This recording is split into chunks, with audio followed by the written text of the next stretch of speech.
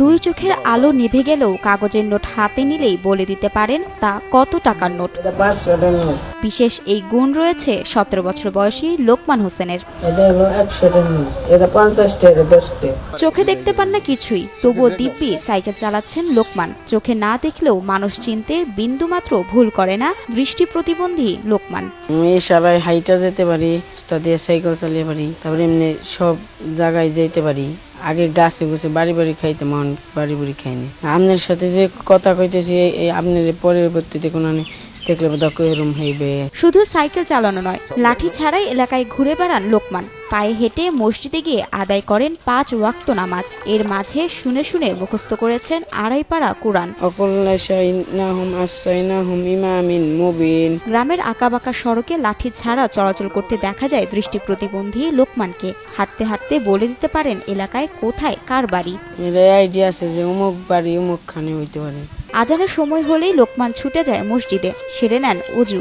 মসজিদ থেকে বেশিরভাগ সময় তার কণ্ঠে ভেসে আসে সুমধুর আজান। আল্লাহু আকবার, আল্লাহু আকবার। টাঙ্গাইলের মির্জাপুরের বহরিয়া গ্রামে দেখা মেলে লোকমানের। দরিদ্র পরিবারে জন্ম নেওয়া লোকমান শওকত আলী ও লিলি বেগম দম্পতির দ্বিতীয় ছেলে। বর্ষায় ভেলা নিয়ে খেলা করার সময় পানিতে ডুবে মারা যায় লোকমানের বড় বোন ও ছোট ভাই।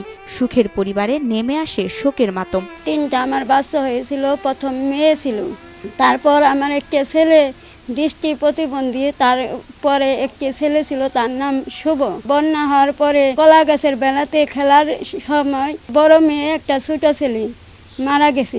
জন্মগতভাবে প্রতিবন্ধী হওয়ায় লোকমানকে ছেলে হিসাবে মেনে নিতে নারাজ ছিলেন বাবা শওকত আলী। 2 সন্তান মারা যাবার পর স্ত্রী লিলি বেগমের হাত ছেড়ে অন্যত্র সংসার বাঁধে শওকত। একটি মাত্র দৃষ্টি প্রতিবন্ধী ছেলে আছে, ওই ছেলে থাকার কারণে ওর আব্বা চলে গেছে যে ওই ছেলে আমাকে কামাই করে দিতে পারবো না। এদিকে প্রতিবন্ধী ছেলেকে বুক থেকে ফেলতে পারেননি মা লিলি বেগম। খেয়ে না খেয়ে একমাত্র সন্তানকে নিয়ে মানবেতর দিন পার করছেন এই নারী। আমি তো তারিখে রেখে যাইতে পারিনি, জানি মাস করে যাইতে পারি, ইয়া জানি বলতে না পারে যে বাপে আমারে রেখে গেছে গা, দিকে মা আমারে রেখে গেছে গা। তো সময়তে খাইতে পারি, সময়তে খাইতে পারি না, এইভাবেই চলতেছি, কষ্ট হয়। স্কুলের বেঞ্চে লোকমানের জায়গা না হয় ভর্তি হন স্থানীয় এক হেফজ মাদ্রাসায়। মাদ্রাসার এক হুজুরের তেলাওয়াত শুনে মুখস্থ করেছেন 1.5 পারা কোরআন। স্থানীয়দের সাহায্য সহযোগিতায় কোনো মতে খেয়ে পড়ে ছেলে নিয়ে দিন পার করছে লিলি বেগম। আমার বাসায় কুটবহরিয়া মাদ্রাসা আছে, 1 বছর যাবত পরে এখানেও ওর পড়তেছে। ওর আজান দিতে পারে, কোরআন শরীফ 1.5 পারা মুখস্থ আছে। খেয়েও দিন যায়, না খেয়েও দিন যায়। জায়গা নেই, জমিন নেই, কিচ্ছু নেই, অন্ধরা পোলা। মাই কোনদিন সন্তান ফালিয়ে দিয়ে হারে না। বসুন্ধরা টিস্যুতে ছাড়ের ছড়াছড়ি। বসুন্ধরা টিস্যু নিয়ে এলো নিশ্চিত ছাড়। প্রতিবন্ধী ভাতা হিসেবে 3 মাস পর পর 2500 টাকা পান লোকমান।